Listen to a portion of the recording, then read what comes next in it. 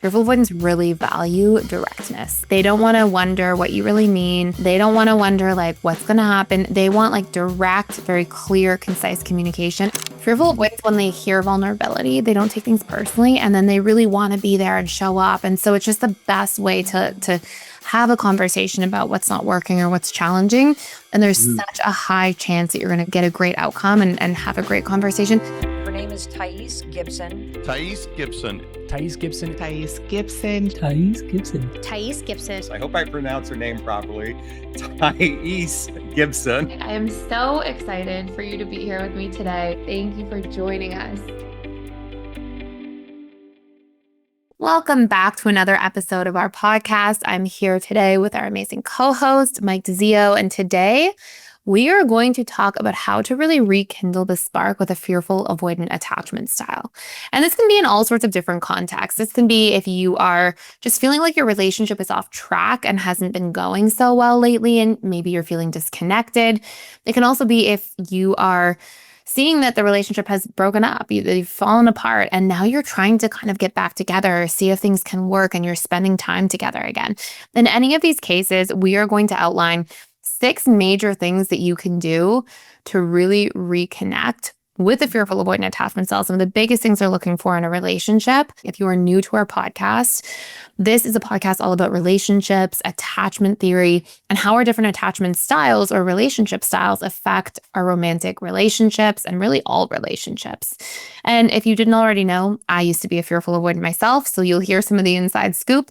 And Mike used to be a dismissive avoidant, so we often share our opinions and perspectives from that place, specifically knowing what it's like to be in the avoidance side of the attachment continuum and then become secure. So Mike, if you want to start off with our first one, the first major piece of advice you have for how to reconnect with a fearful avoidant, I'd love for you to kick it off. For sure. This is for if you're a partner of a fearful avoidant, but also if you are a fearful avoidant, you should want to reintroduce these things in case the relationship's kind of on the rocks or maybe things are going not as good as you hope they would. We have some good solutions for you to that you'll want to follow. So the first one is you're going to have open and transparent conversations. You want to touch on topics like what's been working, what hasn't been working, why you might feel you're growing apart. For the most part, it's probably you're both holding it in. You both know some of the things that are going on inside your head of why things are not working out or why you might not be happy. But you want to take this opportunity to really clear the resentment tank. And especially for fearful avoidance, there might be things sort of in the background that have grown for weeks, months, maybe even years. Correct me if I'm wrong. Would an FA hold something in possibly for years? You can correct me. Maybe, but they also struggle to hold things in for that long for sure. It'll come out, right? Yeah. But that is something if you have something going on in the background, it's sort of eating away at you and causing you to be unhappy. You're going to have an invisible wall with the other person, and you're not going to be able to sort of fully connect with the person because there's something that's not sitting right with you, or something that maybe you don't trust. Maybe something happened a week or a month ago that you haven't mentioned yet because you're afraid, the person will think badly of you or think, you're accusing them of something terrible, when really it's just an honest, something's not sitting right with you. And you have to tell your partner what's going on there. Otherwise, again, it's going to eat away at you and you're going to sort of suffer the consequences. So yeah, for the resentment tank, maybe you can touch on that. What types of things might be sort of sitting in the resentment tank that you need to get out to your partner in order to sort of move forward and get the relationship back on track? Yeah, I think one of the best places and why the first point is so important is that fearful avoidants really value directness. They don't want to wonder what you really mean. They don't want to wonder what's going to happen. They want direct, very clear, concise communication. And they like to go deep with things. And we'll get to that point later. But I think that there's this part, if things are not going well, if you sit down with a fearful avoidant, you're I care about you. I want to see growth between us. I want to see what's not working or where we're challenged be worked through and addressed. And I want to do that together with you so we can grow. That's the best approach for a fearful avoidant. They don't do well when there's uncertainty, when somebody's beating around the bush, when somebody's in doubt. All of those things will cause them to just feel very, I don't know if I can go all in with this person. I don't know if I feel emotionally safe because there's these lingering things that aren't getting dealt with. And so we often talk about the 4 C's of trust, and the 4 C's of trust are Consistency. So making sure that you're communicating consistently and clearly, having context for things, right? So if you pull away all of a sudden and you don't tell a fearful avoidant why, they're going to feel like there's this absence of clear communication. They're going to be like, okay, why are you pulling away? What's going on? But if you're like, hey, I'm pulling away because I've had a long day, I'm exhausted, I care about you, let's chat tomorrow, something like that, where they've got context for why a pattern shifted or changed, that goes a very long way. Then having consideration, I would say, is probably the biggest element of trust, which is where you want to be able to feel like if you're going to do something, you're going to commit to something, you're going to go away for the weekend. It doesn't mean don't go away for the weekend. It means just check in with them. Hey, I'm going away for the weekend. How can we keep in touch? So they want to feel like they are considered, right? When we feel like somebody's considering us, looking out for us, thinking about us when they're making choices, we trust them. And then the last one is congruency. And congruency is all about like what you say and what you do add up. If you say something or you say you're going to do something and then the story changes or the action changes, that is something that will often cause fearful avoidance to go into a tailspin. So when we talk about like clear, consistent communication, addressing challenges head on, having these 4 elements in your communication, those 4 C's of trust built into the way you communicate with each other, that allows something that was on the rocks to be dealt with directly in a healthy way, in a way that makes sense. And even though it can be hard sometimes to have those direct conversations, that's where the growth comes from. So I think really leading with those things goes a very, very long way with fearful avoidance. For sure. And just from the avoidant perspective, I know I would have been like scared to bring up what's going on for me. I was always worried the partner was going to get mad and like get so angry. Like, let's say you guys aren't being as intimate as much and you're feeling a certain way, but you don't want to like share it. You're thinking, oh, maybe we're not compatible or whatever. But you're worried if you say something, your partner is going to get so angry or so mad or be like, I can't believe you're saying this right now. When in my experience, it's the opposite. It's like, here's the issue. These things happen. You might be going through a lull or whatever. Maybe you're busy at work. Like, can be a million different things. But if you don't share with your partner what's going on, there's like no opportunity to come to any resolution. Yeah. So really, FAs are going to appreciate it so much if you just honestly tell them what's going on at the moment. And they're going to be so willing to want to help you with it. And like, hey, is it a you thing? Is it a me thing? Like, let's try to find a solution. Yeah. So I think it's so interesting, and DAs need to know that FAs are, I think, more solution oriented and think that there's like a solution to every problem. Whereas DAs might think, oh no, like we're not meant for each other. This is not the right person. But I think, as a DA, you should let the person know and just kind of see how they react and how they'll probably be willing to like figure out what's going on here. What do we need to do as a solution here? So yeah, that's and I love that you said that. I just want to highlight that again. The if you don't talk about something, there's never an opportunity for proper resolution. I think that's so important for more avoidant individuals to hear. And then also, a lot of times, if you're going to share something with a fearful avoidant and you're a different attachment style, if you lead with vulnerability, it's almost always going to be received well. If you're like, hey, I'm nervous to talk about this. This is what's going on for me personally. I care about you. This isn't about you. Fearful avoidants, when they hear vulnerability, they don't take things personally, and then they really want to be there and show up. And so it's just the best way to have a conversation about what's not working or what's challenging. And there's such a high chance that you're going to get a great outcome and have a great conversation. Where fearful avoidants start to tailspin a little bit is when, I think because fearful avoidants are so hypervigilant, when they feel like there's tension or an unresolved problem or something going on or distance growing between you and they feel like it's not addressed. I am of the belief that all fearful avoidants pick up on those small things in a big way. Yeah. Don't become fully conscious that they are feeling that and noticing it. And then they start giving it meaning, like, oh, the person doesn't care. Oh, the person is going to leave. Oh, the person is doing something suspicious. I can't trust them. And I think it's actually because you have this heightened way of picking up on any little unresolved problem first.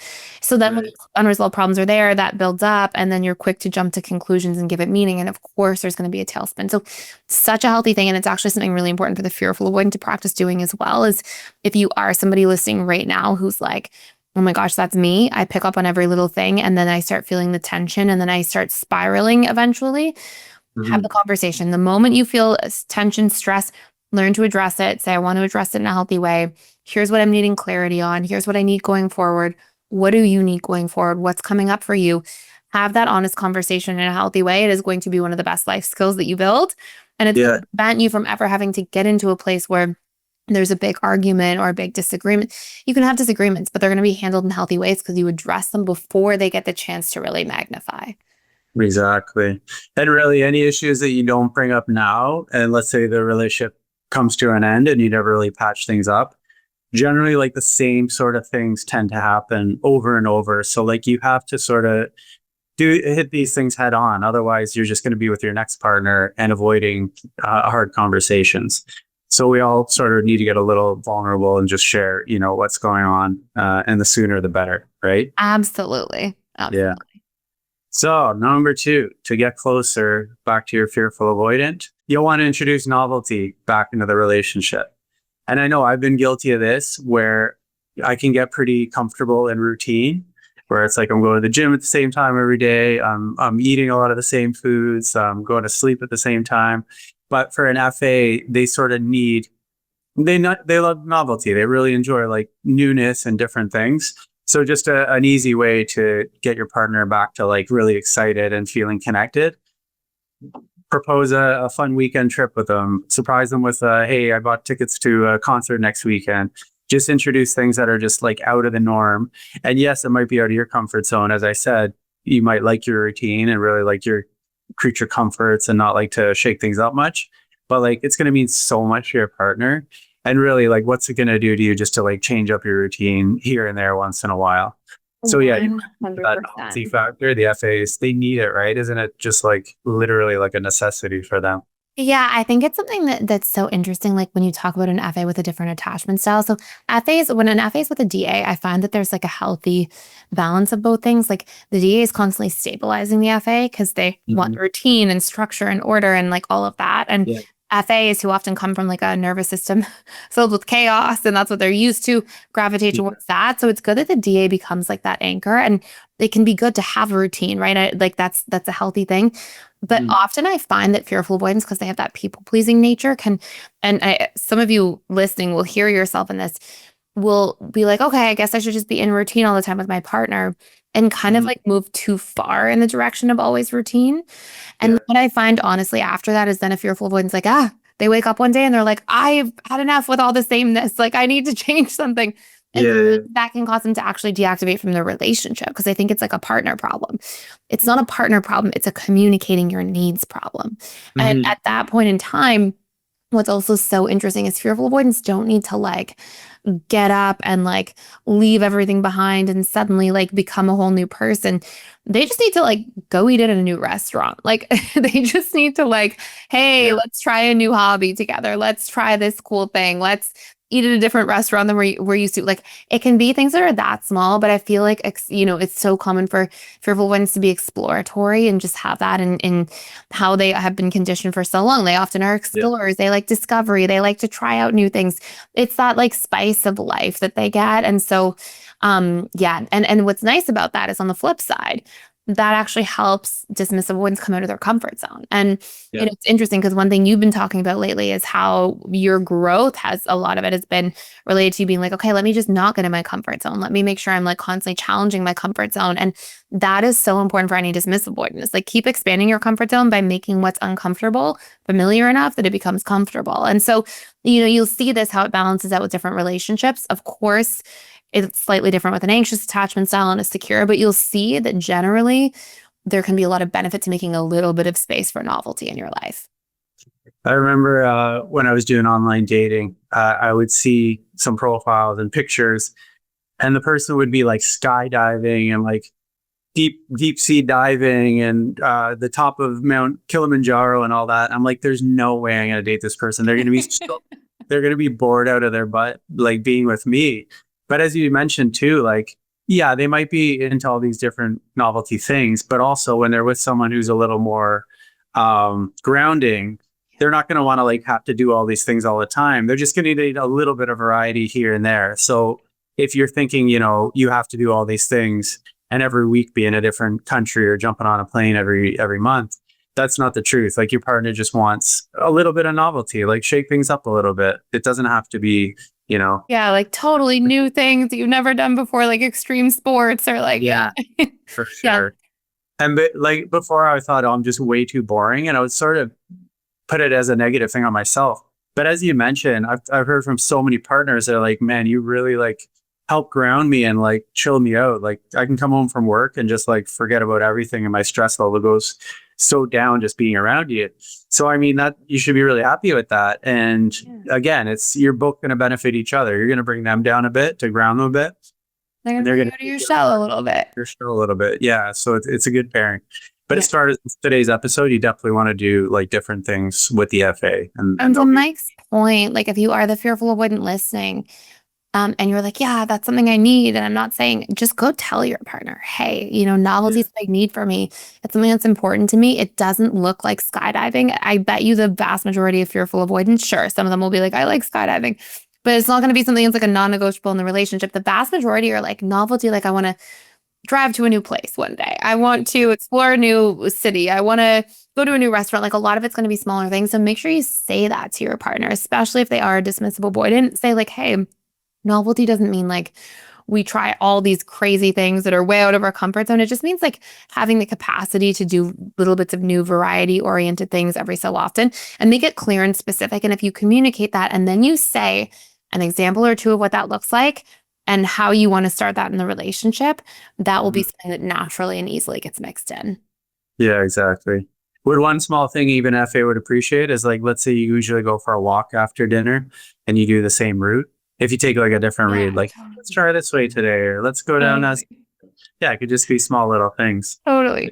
It's so funny when I walk my dog. So one of the things you'll learn, like for people listening, is when you become secure, like a lot of your core wounds change, a lot of your triggers change, like the things that trigger you go away. Your ability to communicate shows up, but like your needs don't change too dramatically. You retain a lot of your personality. They come like a little more into balance, but it's so funny because I even notice if I'm walking with Graham or my dog, like I want to take a new way. And if they do, I like feel fulfilled. It's when you said that, I like actually noticed that. True. And do you not like backtracking? I think some people don't like taking the same route backwards. Like they want to make sure that it's like a new sort of a new things are happening. Yeah, for sure. That's buddy. I just wanted to pop in here and let you know we are doing a 7-day free trial to the All Access Membership Pass at PDS, which means you get access to literally everything inside of the school. And this includes the 4 live webinars I do with our students every single week. And on top of that, you get access to all of our different courses. We have over 55 different courses on relationships, communication, boundaries, emotional mastery, guilt and shame, learning your needs, so many different facets that are really important to master our lives and feel really good about our lives going forward. And last but not least, there's a daily community event. We have trained facilitators and coaches who are in there doing that work, showing up to support you on your journey every single day. Please join me on the other side. Come check it out. See if it's a fit for you. I'd love to see you there. Go ahead and sign up by clicking the link in the description box below. Okay, so our next step to getting closer, getting back to spark with your FA is personal growth. So it's very important for fearful avoidance that you're growing with them and growing alongside of them. So you're going to be like showing them so much that if you're also putting some effort into some semblance of growth in your life. So whether that be, I think that sounds like me doing work on myself or taking a course or like, doing personal development school courses, like whatever it may be, just you're not like, hey, this is me and that's it. And my growth is sort of stopped right here. I'm just this fixed individual. Like you want to show that, hey, like there's always room for growth. There's room for growth in the relationship. There's room for like, where do we see ourselves going? Maybe we're not living together now, but let's have a conversation about, oh, hey, next year, if things are going the same way, we move in together. So FAs just want to hear that there's some sort of momentum, progress, goal, intention. Not a big fan of just, I guess, floating and having no real sort of direction on where things are going. Yeah, and it can be like to your earlier point, it doesn't have to always be like in the context of a commitment, because your wounds themselves can be a little bit like, touch and go with commitments, especially like specifically bigger ones. Yeah. But it's like growth in the things that you're doing. So a lot of fearful avoidance, like they don't realize it consciously when they don't know they're fearful avoidant, but a lot of fearful avoidance will go, will always try to put pressure on themselves to have like the best time ever with the friend that they are hanging out with, the best date ever with the person that they're dating, the best catch up ever when they go to see their family, the best, like it always, and part of what's actually fueling that desire and the pressure for the best is growth. It feels like there's progress. It feels like things keep getting better. They keep being great. And so that's a lot of what's motivating that pressure and that kind of like behavior. And so because that's so important and like that growth piece is generally there for fearful avoidance, they often don't realize how they're going about it in kind of indirect ways.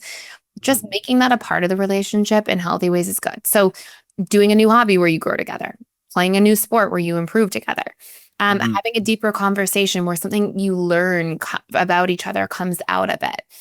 Doing a personal growth course together, reading a book or listening to a podcast together and talking about it. Like all of those things are like, oh, we're growing together. And so, yes, it can definitely also manifest as like, where will the relationship be in 1 year or 2 years? But I would say like the most important thing for fearful avoidance is not really centered around outcome-based stuff. It's about like the act of growing together with somebody and feeling that's drawing you emotionally closer. And That's so, fun. and so that would be like the big piece for the fearful avoidant.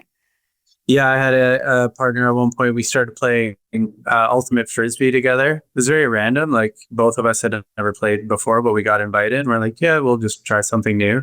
And it was so fun and became such a fun like shared activity. And we look forward to it all the time. And we made a routine of after going for a drink after. And it was such an enjoyable thing. And I imagine that's something that an FA would really get a kick out of if Totally. invited them to do a shared activity with them.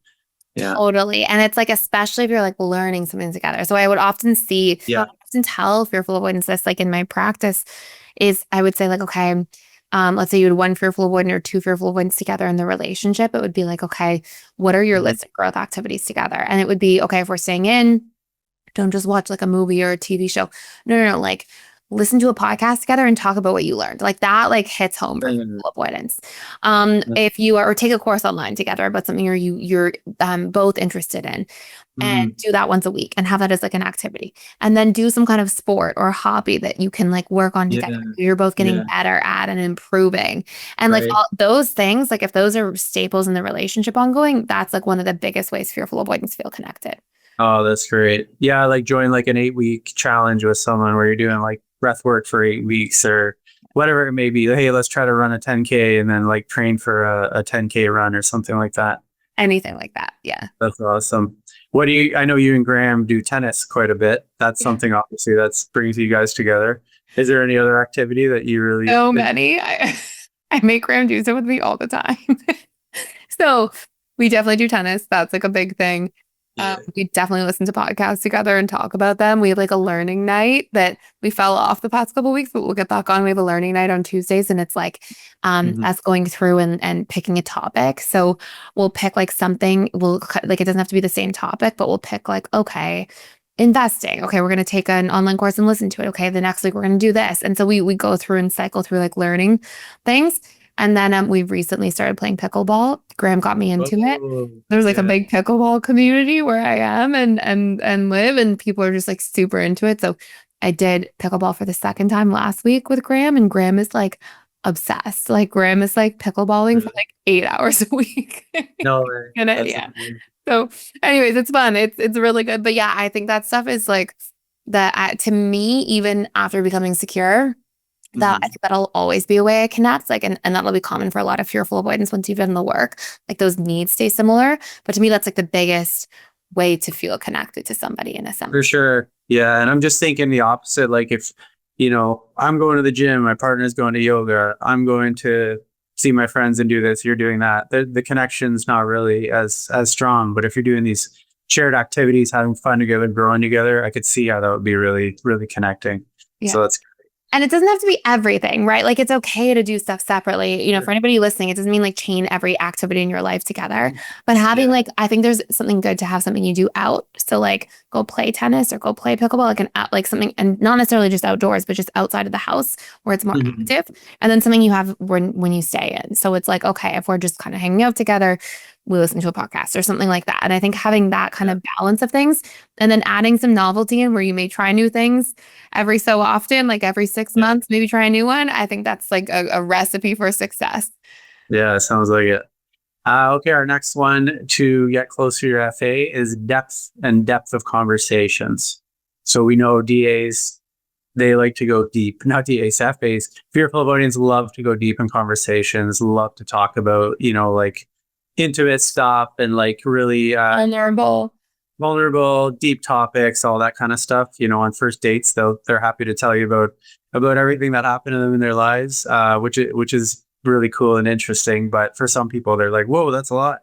But in your relationship, if you're the type that you're not going super deep with conversations, just know like your partner would love it if you open up.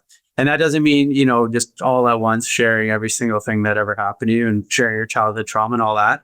It's even just like getting to know your partner a little more by asking questions. I imagine an FA is going to feel really like kind of shocked if you're just starting to ask them curiosity questions about themselves. Like, hey, like what was high school like for you? Did you have a lot of friends? Was there a lot of anxiety there? Did you go to prom? Like just questions to like get to know them on a deeper level.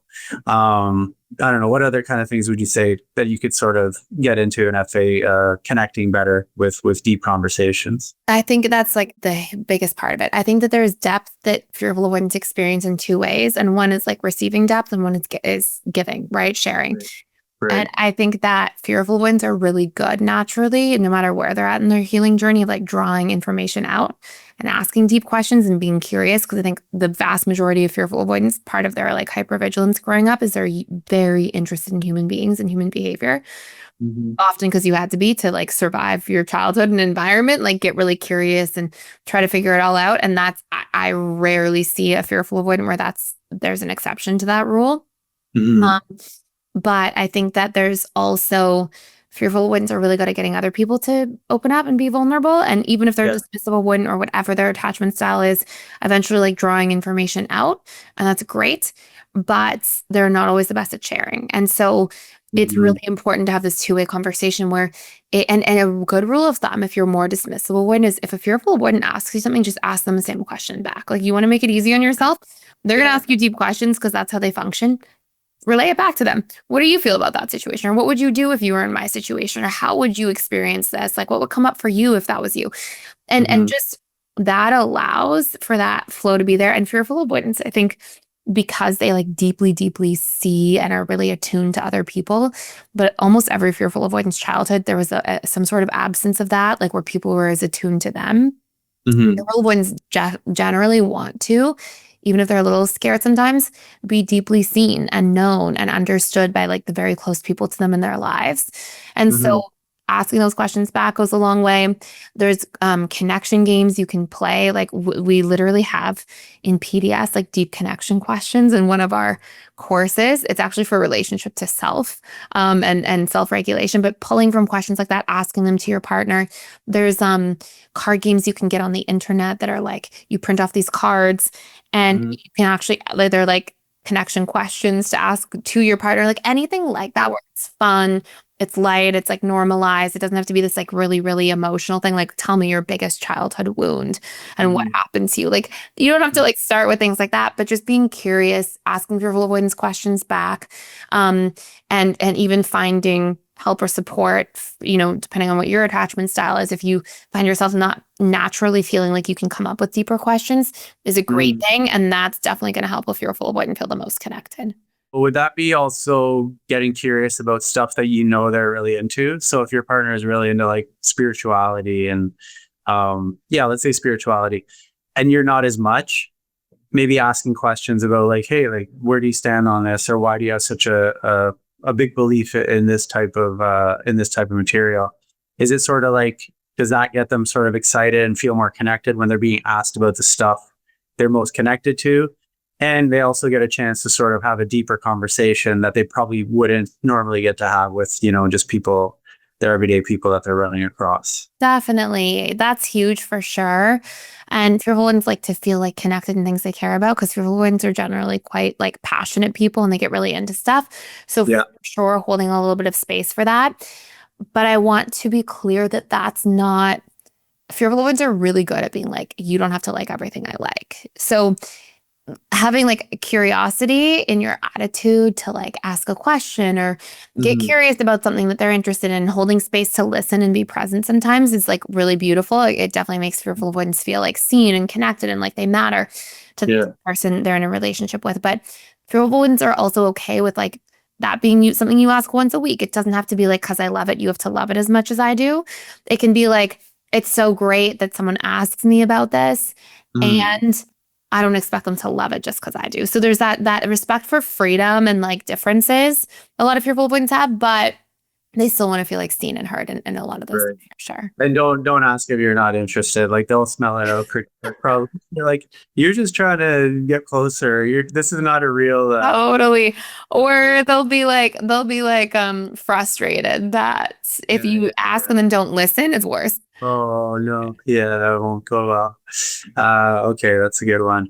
The start of a new year always feels like a fresh start, a chance to set goals, get organized, and focus on what really matters. And for a lot of you, financial wellness is at the very top of that list. But let's be honest, keeping track of every single subscription, bill, and expense can feel really overwhelming at times, especially when life is fast-paced. And that's where Rocket Money can be such a game changer. Everything is finally in one place, and you can save money without the stress. Rocket Money is a personal finance app designed to support you every step of the way. It helps you find and cancel any unwanted subscriptions, keep an eye on spending, and even works to lower your bills so that you can feel more confident about your financial future. With Rocket Money, everything is easy and clear to understand. You'll see all of your subscriptions in one place so you know exactly where your money is going. And if there's something you no longer need, Rocket Money makes canceling it very quick and hassle-free. Their dashboard also gives you a crystal clear view of your expenses across every single account that you have. You can set a personalized budget, track your spending habits, and get alerts if something needs your attention, like an unexpected charge, or even if you're nearing your budget limit. And the best part is that Rocket Money will even step in and negotiate lower bills on your behalf. No endless hold music, no frustrating phone calls. It's actually all handled for you. With over 5 million users and over 500 million saved and canceled subscriptions, Rocket Money isn't just an app. It's a partner on your financial journey. Members save an average of $740 a year using Rocket Money's premium features. So if you want to take a step towards financial clarity and peace of mind today with Rocket Money, you can head to rocketmoney.com/Thais. rocketmoney.com/THAIS. Okay, next one this is a simple one, but just fun. Reintroduce some fun into the relationship. You guys might be like really busy with work. You might be strapped for time and just things are a little more serious than they used to be. Take some time and reintroduce fun in the relationship. So whatever that may look like to you, like do a games night or go to an amusement park or go to the movies if you haven't been to the movies in a long time. You want to just there's probably a lot of stress going on at the time. So you just want to balance it out with sort of more light and spontaneous things to sort of bring you guys back together. And, remember how it was fun times, especially in the early dating stages. You were probably going out and doing fun stuff and didn't care so much about work and all those other things. You were just into each other. So just go back and just try to get more present in the moment and just introduce more fun into your routines. Yeah, I love that one. And that one's easy and quick because it's just, you said it perfectly. Like, it's just having that ability to like be intentional. And sometimes it's important for fearful avoidants to recognize that in themselves. I've seen a lot of fearful avoidants over the years take on a lot or feel pressured or things like that. And having actual intentional time where it's like, hey, once a month, we just go to this new fun activity, or once a week, we have this little thing we do for 30, just something where there's that like playfulness, fun, just new experience, something where there's laughter or lightness, like that goes a really long way with fearful avoidance. And again, it ends up being something that often makes them feel reconnected. Definitely. Okay, the next one. This was a big one. This is one that we talked about before we recorded here. And I thought this was really important. And then you really like reassured, like, this is super important. So a lot of times, in the past, when I've been with someone, I've just assumed that they know that I'm really into them and I'm happy with the relationship because I'm I spend a lot of time with you. I spend a lot of energy. I'm kind to you. Like, I do all those things for you. So I'm like, it's obvious, things are going well and that I'm happy where I am right now. But this is not always the case. Like love languages obviously are at play here, but like some people need to know verbally, even though you might think it's so obvious how you're acting, it would go a million miles long if you were to take the time and just say a few words. And I know for avoidant types, it can be really hard to say words, but it can just be small little affirmations and validations that like, hey, just to let you know, like I really enjoy like being with you. But yeah, I really enjoy hanging out. Like just let you know, like you're super fun. This is you're one of the most fun people I've ever hung out with in my life. Like just let them know, because they even though they might see all these other things, it might not be totally landing. And you can speak to this sort of the FA, thinking, oh, something's wrong or something bad's going to happen, and not really fully trusting the other person. And just giving these words are just going to give them that added sort of security and feeling more connected when they hear that coming out of your mouth. And an ability to like let their guard down too. And it's so funny. Like I was laughing when we first talked about it, and I was laughing again because it's so funny. They're dismissive avoidance. I've just heard it so many times where a dismissive avoidant will be like, well, of course you should know I like you. I spend all my time with you. I wouldn't be with you if I didn't like you. But then they can be like totally like so quiet about any kind of affirmation for years sometimes, right? For a very long time. So because for a lot of dismissive avoidants, it feels really vulnerable to say those things. It feels scary. And so but it's one of the biggest things that I think dismissive avoidants can improve on. Even fearful avoidants can sometimes improve on this too, especially if there was somebody a little more anxious. But being able to actually affirm, it's a love language thing, it's a connection thing. And when there's the ability to have that kind of dialogue, it definitely makes fearful avoidant feel more connected. And often what I found with clients when I was running my practice is that people, if they didn't feel like that was validated, if they didn't have somebody be like, yes, this is, how I interpret the situation with you, or this is, if that's not on the table, fearful avoidants close up, they feel more fearful, they get less vulnerable, and then they don't put themselves out there. And sometimes they even start sabotaging the relationship. So having the ability to just like reassure sometimes, or give a compliment once a week, or tell somebody you care once a week. And it has to be in a sincere way. It has to be like, I love where this is going, or I really love spending time with you. I always have the best time, or just something that's like that. It doesn't have to be like, I'm going to marry you if you don't feel like that. It doesn't have to be like, I want to be together in a relationship if you've known somebody for 3 weeks, but just being able to say like, this was a great time. Like, I want to do this again. Like just something like that goes such a long way. And it's part of how the fearful avoidant can actually connect and let their guard down. Totally. As we talked about on a previous episode for DAs, the way you talk to your pets, talk like that to your party. So cute. I love you so much. I want to be with you. Just transfer that to your partner and everything will be perfect. Yeah, jokes aside, but it is true. Like I know it's so hard for an avoidant to say these words, but they don't have to be these grand Romeo and Juliet gestures. Leave a Post-it note on your partner's lunch going to work that day, like write a little heart, like just little things to let them know, just give them a bit of reassurance, because you'd be surprised to know that a lot of partners don't fully know, or like exactly the extent of like you're happy, you're content, things are good. So and I think part of it for when it comes to like dismissive avoidance, and not to go too far off topic, but like dismissive avoidants are like, I don't do things I don't want to do. Fearful avoidants do things they don't want to do all the time. That is their work. So that's like something you have to work on. So a lot of times they do things from people pleasing because they feel pressured. So they assume, well, I don't know, you're not hanging out with me just because you feel pressured, or because you think you should, or because you're bored, or you're just people pleasing, or and so dismissive ones are like, I wouldn't hang out with you if I didn't want to. Fearful ones like, how can I possibly know that? And so being able to say like, hey, excited to see you, or missed hanging out with you this week, looking forward to the weekend, whatever it is, just like it can even be, like Mike said, like a little heart on a Post-it note. It can be like literally less than a sentence text. All those little things go such a long way. And that's again where you're going to see the fearful avoidant like start to lower their guard. And if you are FA, have that conversation. Let somebody know that that's one of your love languages. I would differentiate specifically between saying, this is something I need to hear from you, because the dismissive avoidant is usually like, well, why would you need to hear that?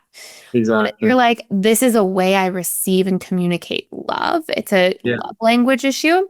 Yeah. Dismissive avoidant can realize, oh, it's not like we're not sure and you don't see that I care. It's like, oh, this is just a staple for how you give and receive love in relationships. That makes more sense. Exactly. And when it's broken down sort of logically, it makes a lot more sense. And then I think the partner is more apt to do it. But when you're thinking like, oh, you're just being like over the top, or you're just like, you don't need me to do that. Like, come on. But when you explain to them, no, this is coming from like my inner needs and desires. Like in a relationship, I need my partner once in a while to give me some validation. That they know, okay, that's sort of how they operate. That's not just them, wanting it all or having their cake and eating it too, right? Yeah. So very important to explain sort of the behavior behind it, why you need it so badly. What else? Was there another one? Clearing the resentment tank. I think we touched on the beginning as well a little bit, but if there's anything sort of in the relationship or anything inside of you that you feel like you've been holding on to and not sharing, and you're just noticing it sort of picking away at you, that's going to sort of cause you to have like a bit of an energetic, rift, I guess they call it.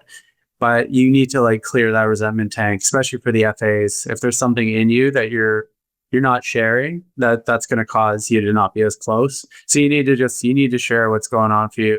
I know it's so scary. You're worried about appearing weak or appearing, needy or too much, but I'm telling you, your partner would rather know, like your partner would be almost like, holy crap, like you've been carrying that for like a month. Like you could have just told me that. Like it's, that's not weak or that's not weird or whatever.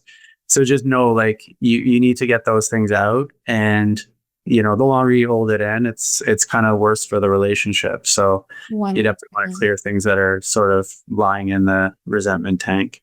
And the worst part is that fearful avoidants pick up everything. Like when you feel disconnection, when you feel a pulling away, when you just you notice everything so strongly and deeply. And so because there's that like hypervigilance and hypersensitivity to those things, the moment any kind of pattern changes or anything, the resentment will be felt deeply by a fearful avoidant. It's felt by other people and other attachment styles, but it's felt, I just think, by far and away the most. I could tell story after story of clients and people in relationship dynamics, and they notice everything.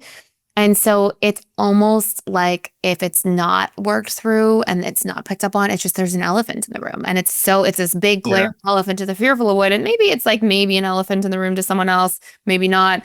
But just not being able to resolve things is so difficult. And it's the FA's work too, to open communication, to have conversations, but it goes a very, very long way. I imagine that would be the worst thing in the world for an FA, when they know like something is going on or something's wrong, like there's been a big change in your behavior and things are different, but the person's not opening up and telling you what's going on. I imagine for an FA, that would be like torture kind of. It is. And also, it's the work of an FA on their healing journey to learn to address those things and to say, hey, you may be ready to talk about this right now. Maybe you're not. I do want to let you know I noticed ABC, whatever it is, the shift in behavior or whatever is going on. And it's affecting me. I would love to address it in a healthy way and just like work through whatever's going on together. Fearful ones need to be able to address things directly. If they don't address it directly, it's going to come out as like, you're pulling away, you don't care, you're this. It's going to come out as all the assumptions, criticisms, everything else. But if you just build the skill of being like, okay, you notice stuff, let's learn to address it in a really healthy way. And let's make space for the fact that like everybody moves differently in the world. Like you may want to hash it out that instant.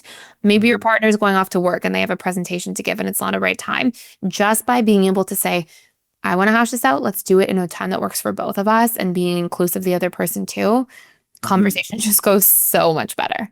Yeah, for sure. And then once that's over with, I imagine you're like 10 times closer because, hey, we worked through something here. Like this was something that was causing a lot of pain and causing me to be very upset. And then we put it out on the table, work through it together. That would, level up the relationship after that, for sure. Absolutely. Yeah. Getting into the habit of being able to do that and make that normal is huge. So big step toward becoming secure, for sure.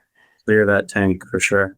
That was our list. Is there anything else that sort of pops I in think your head? that's the best place to start. There's like little tiny things we could always add, but I think that those give people really clear things that are going to hit the deepest, that are very specific. Awesome stuff. And I would just say, like, if you're somebody listening, 6 things is a lot. It doesn't mean do all 6 things at once. It means pick 1 or 2, implement it, habituate it, get used to doing it, and then pick another thing. And that's going to help so much on the reconnection phase with a fearful avoidant.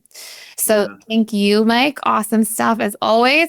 And thank you for everybody who stopped in and listened. If you watch us on YouTube, you can also check us out on Spotify, iTunes, anywhere that you listen to podcasts. If you listen to us on audio and you want to see the full video version, you can check us out on the Personal Development School YouTube channel. And just a huge thank you to everybody who listened. If you want to learn more about Mike, check out his socials down below. And thank you everybody for stopping by. We'll see you next time. See you next time. If you enjoyed this episode, please take a moment to subscribe, rate, and review us on your favorite podcast platform. Share it with friends and family who are on their journey of personal development and growth.